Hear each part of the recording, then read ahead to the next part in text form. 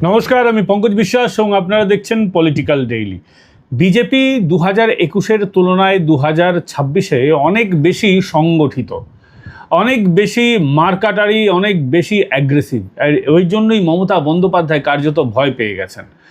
BJP এবার ঠিক কোন কোন জায়গায় আঘাত করতে হবে মমতা বন্দ্যোপাধ্যায়কে ওটা শিখে গেছে। ঠিক মানুষকে কোন কোন বিষয়টা সামনে এনে প্রচার করলে মানুষ বিজেপি মুখী আরও বেশি করে হবে। মাত্র 5-7% ভোটের হেরফের, এবং সেই হেরফের করতে গেলে কোন কোন মানুষের ভোটটা প্রয়োজন, তাদের কি প্রয়োজন, কি পরিষেবা দিলে মানুষ বিজেপিকে ভোট দেবে, সেটা কিন্তু বিজেপি বুঝে গেছে। তার মধ্যে একটা বড় অংশ ছিল মহিলা, আরেকটি বড় অংশ হচ্ছে বেকার যুবক যুবতী। এই সমস্যাটাকে বিজেপি সমাধান করতে সক্ষম হয়েছে। এ রাজ্যে বিজেপির সরকার হবে। 4 তারিখ বিজেপি যখন জিতবে, 6 তারিখ থেকেই বিজেপি, যেদিন বিজেপির মুখ্যমন্ত্রী শপথ নেবেন সেদিন থেকে কাজ শুরু করে দেবে। এবং মহিলাদের জন্য আপনাদেরকে আগের এপিসোডে বলেইছি কি কি করবে। যুবকদের জন্য এবার টার্গেট করেছে বিজেপি, তাদের কি কি পরিষেবা দেবে এখন থেকেই সেটা অঙ্গীকার শুরু করে দিয়েছে। এবং আসল জায়গায় যে ঢিল পড়েছে, মৌচাকে যে ঢিল লেগেছে, সেটা কিন্তু তৃণমূল হারে হারে টের পাচ্ছে।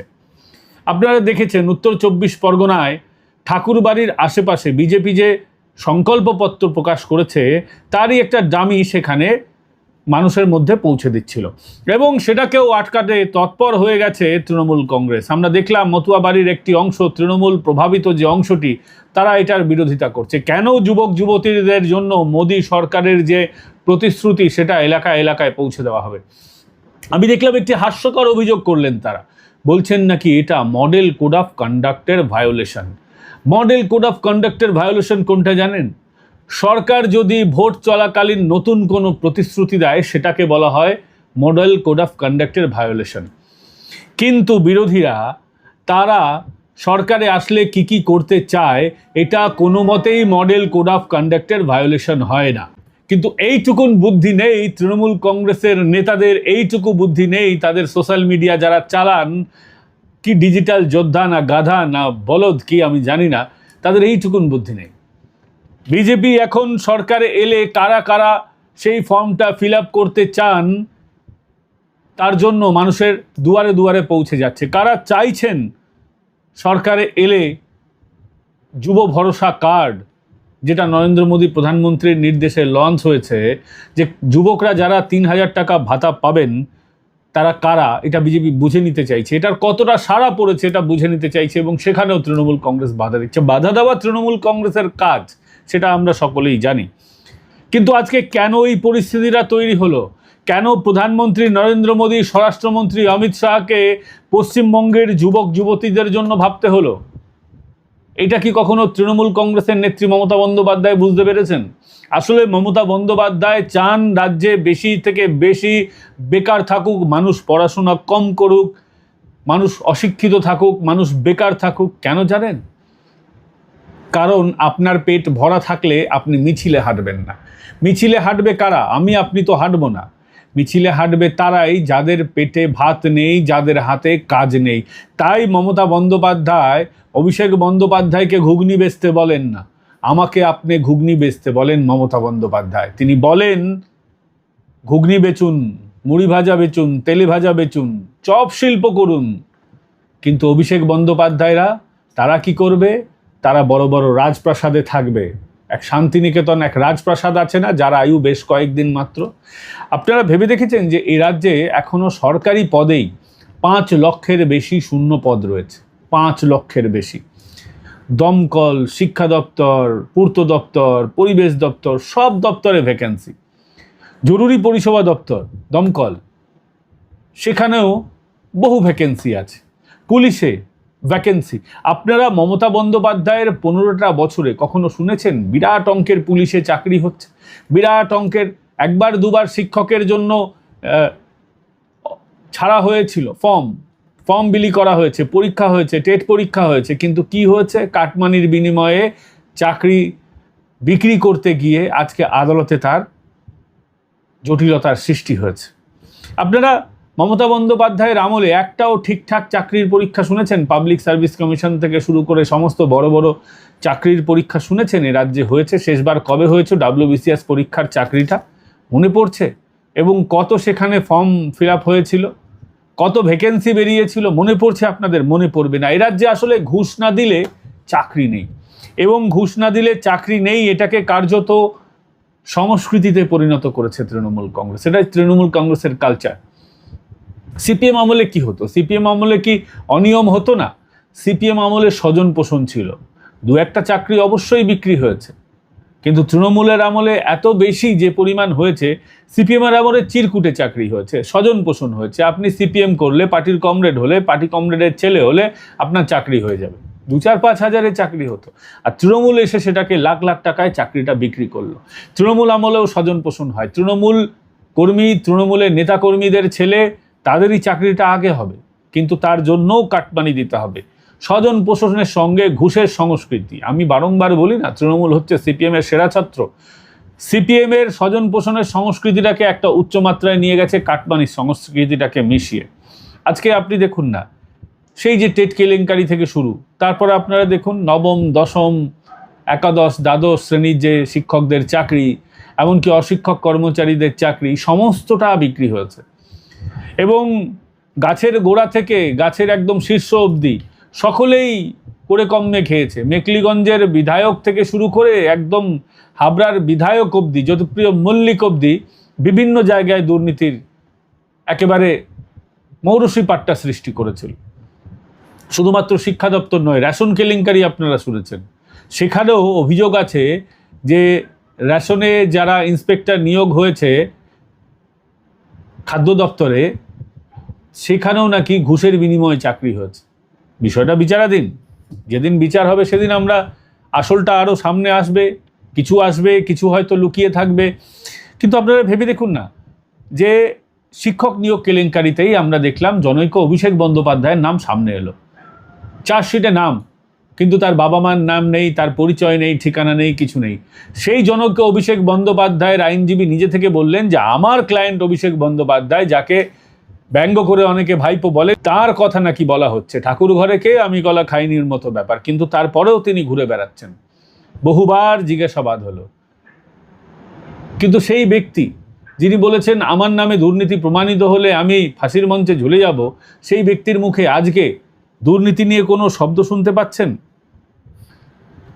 আজকে এসবের জন্য রাজ্যের যুব সমাজ বাইরে চলে যাচ্ছে, আমাদের মেধা অন্য রাজ্যে চলে যাচ্ছে।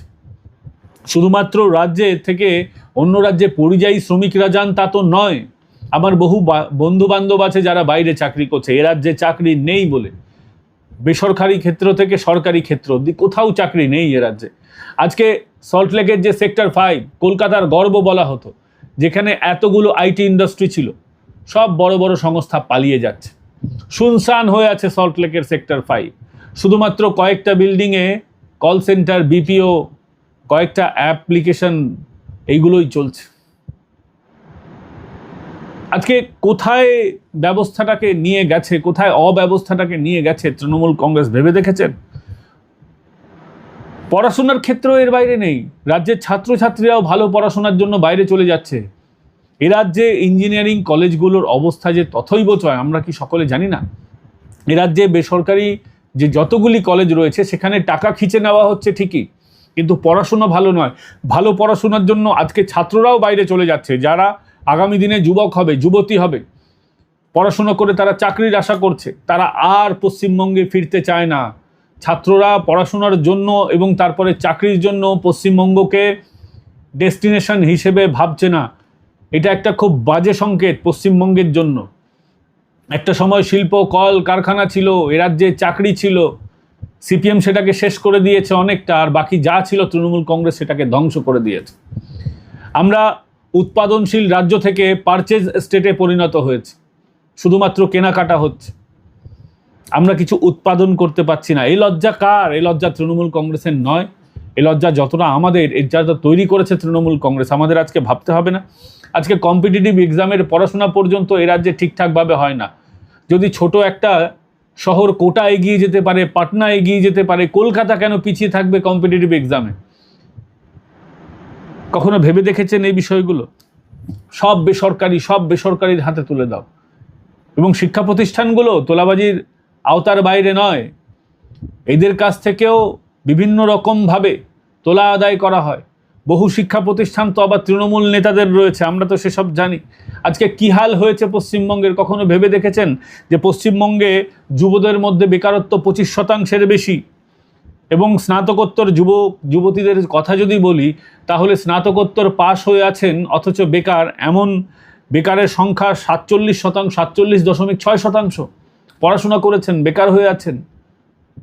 কখন এটা ভেবে দেখেছেন যে এই রাজ্যের 23 লক্ষের বেশি মানুষ নিবন্ধিত চাকরি প্রার্থী, রেজিস্ট্রি করে রেজিস্টার্ড তারা চাকরি প্রার্থী? সংখ্যাটা কম নয়, 23 লক্ষ। আজকে কোন জায়গায় নিয়ে গেছে তৃণমূল কংগ্রেস, যেখানে স্কুলের চাকরি থেকে শুরু করে চাপরাশির চাকরি পর্যন্ত বিক্রি হয় টাকার বিনিময়ে। এ রাজ্যে কি মেধার কোনো মূল্য নেই? আসলে যতদিন তৃণমূল কংগ্রেস থাকবে ততদিন মেধার মূল্য থাকবে না। এ রাজ্য সরকার কতটা ফেরেববাজ আপনারা ভেবে দেখেছেন? এই কয়েকদিন আগে সরকার আদালতে মিথ্যে হলফনামা জমা দিয়েছে, তারা নাকি ডিএর টাকাটা মিটিয়ে দিয়েছে। প্রথমে তারা বলল যে সরাসরি অ্যাকাউন্টে যাবে না, পিএফ এর অ্যাকাউন্টে চলে যাবে। ডিএ যেটা মাসে মাসে আপনার পাওয়ার কথা, যেটা আপনার বেতনের একটা অংশ, সেটা আপনি মাসে মাসে পাবেন না, হাতে হাতে পাবেন না। আপনি পাবেন কবে পিএফ কবে ম্যাচুরিটি হবে, চাকরির শেষে আপনি পাবেন। অথচ সরকার বলছে 2014 থেকে 19 নাকি ডিএ মিটিয়ে দেওয়া হয়েছে। কত বড় মিথ্যেবাদী! জেল হওয়া উচিত। এ রাজ্যের যিনি সচিব আছেন, মুখ্য সচিব আছেন, প্রিন্সিপাল সেক্রেটারি আছেন, মুখ্যমন্ত্রীর জেল হওয়া উচিত এটার জন্য। কিন্তু কি করবেন, বিচার ব্যবস্থা রাজ্য সরকারকে ইমিউনিটি দিয়ে রেখেছে, এতবার তাদেরকে সুযোগ দিচ্ছে যেই সুযোগ দেওয়ার কোনো প্রয়োজন ছিল না। এই সরকার চাকরি প্রার্থীদের সঙ্গে মিথ্যে কথা বলে, প্রতারণা করে, ছলচাতুরি করে, শিক্ষকদের সঙ্গে করে, ছাত্রছাত্রীদের সঙ্গে করে, বেকার যুবক যুবতীদের সঙ্গে করে, মহিলার সঙ্গে করে। এই সরকারটা আসলে প্রতারণা সরকারে পরিণত হয়েছে। এই অবস্থারই তো আমরা পরিবর্তন চাইছি। আমরা চাইছি এই অবস্থার পরিবর্তন হোক, এবং যতক্ষণ না সরকার পরিবর্তন হবে, এই অব্যবস্থার পরিবর্তন হবে না, এই নৈরাজ্যের পরিবর্তন হবে না। একটা নৈরাজ্য সৃষ্টি হয়ে গেছে এই রাজ্যে, এবং তার শীর্ষে বসে মমতা বন্দ্যোপাধ্যায়ের কাজ হচ্ছে শুধু বিভেদ ঘটাও, সম্প্রদায়ে সম্প্রদায়ে দাঙ্গা লাগিয়ে দাও, ভয় দেখাও, ভয়ের রাজনীতি তৈরি করেছেন। আজকে এই যে নববর্ষ হলো, সেই নববর্ষে হিন্দুরা কি শান্তিতে আছে? বিভিন্ন জায়গায় আক্রমণ হয়েছে, খোঁজ নিয়ে দেখুন, শান্তিতে নববর্ষ পালন করা যায়নি। একটু আলাদা বিষয়ে কথা বলছি, তার কারণ বলাটা প্রয়োজন। 5 বছরে, শেষ 5 বছরে রাজ্যটা রসাতলে গেছে। আমার ভালো লাগছে যে প্রধান বিরোধী দল বিজেপি তারা বলছে যে তারা যখন ক্ষমতায় আসবে আগামী 5 বছরে 1 কোটি চাকরি এবং স্বনির্ভর কর্মসূচি মিলিয়ে এ রাজ্যে 1 কোটি বেকারের কর্মসংস্থান তৈরি করবে। সবটাই যে সরকারি চাকরির মাধ্যমে হবে না আমরা জানি, কিছুটা সরকারি চাকরি, কিছুটা বেসরকারি চাকরি। বেসরকারি চাকরিতে সরকারের প্লেসমেন্টের ব্যাপার থাকবে, তার সঙ্গে স্বনির্ভর কর্মসূচি থাকবে, বহু মানুষকে হাতে কলমে কাজ শেখানো হবে, তার মাধ্যমে স্বনির্ভর করা হবে। এইভাবে 5 বছরে 1 কোটি বেকার যুবকের কর্মসংস্থানের লক্ষ্যমাত্রা নিয়েছে ভারতীয় জনতা পার্টি, এবং এটা তারা সংকল্পপত্রে রেখেছে। আমরা দেখব আগামী দিনে যখন বিজেপি সরকার আসে তারা এটা কতটা করতে পারে, আমরা নজর রাখব, আমরা আপনাদেরকে জানাবো। কিন্তু ভালো লাগছে যে মমতা বন্দ্যোপাধ্যায় যেরকম কোনো অঙ্কের কথা বলেন না, শুধু বলেন ডবল ডবল চাকরি হবে, তারপর ডবল ডবল চাকরি বিক্রি হয়েছে। বিজেপি অন্তত সেই কথা বলছেন। বিজেপি একদম ফ্যাক্ট অ্যান্ড ফিগার নিয়ে বলছে যে 1 কোটি আমাদের লক্ষ্যমাত্রা আছে, আমরা চাকরি দেব। তার জন্য যদি বয়স 5 বছর বাড়িয়ে দিতে হয় দেব। কিন্তু তাদের সদিচ্ছা আছে, যেটা তারা উত্তরপ্রদেশে করে দেখিয়েছে। উত্তরপ্রদেশে একের পর এক শিল্প কল কারখানা এসেছে। আজকে গুজরাট কতটা এগিয়ে গেছে, ছোট্ট রাজ্য গুজরাট কোথায় এগিয়ে গেছে, সাউথের রাজ্যগুলো কোথায় এগিয়ে গেছে। আজকে বিহার এগিয়ে যাচ্ছে, কেন বাংলা পিছিয়ে থাকবে? যেই পশ্চিমবঙ্গ একসময় এখানকার মানুষের আয় জাতীয় গড়ের চেয়ে বেশি ছিল, একটা সময় জিডিপিতে সবচেয়ে বেশি কন্ট্রিবিউশন ছিল পশ্চিমবঙ্গের, আজকে পিছিয়ে যাচ্ছে। আজকে পশ্চিমবঙ্গ থেকে 15টা রাজ্য এগিয়ে গেছে জাতীয় গড়ের বিষয়ে, আয়ের বিষয়ে। আমরা শুধু পিছিয়ে যাচ্ছি, পিছিয়ে যাওয়ার বিষয়ে আমরা সবসময় এগিয়ে থাকছি। কারণ মমতা বন্দ্যোপাধ্যায় চান না বাংলার মানুষ এগিয়ে যাক, কারণ এগিয়ে গেলে তারা মিছিলে হাঁটবে না। আজকে ভাতা দিচ্ছেন তিনি 1,500, তাতে কি হয়? আসলে ভাতার নাম বদলে দিয়ে এক এক সময় এক এক রকম বুজরুকি যে তিনি করছেন, বিজেপি সেটা করছে না।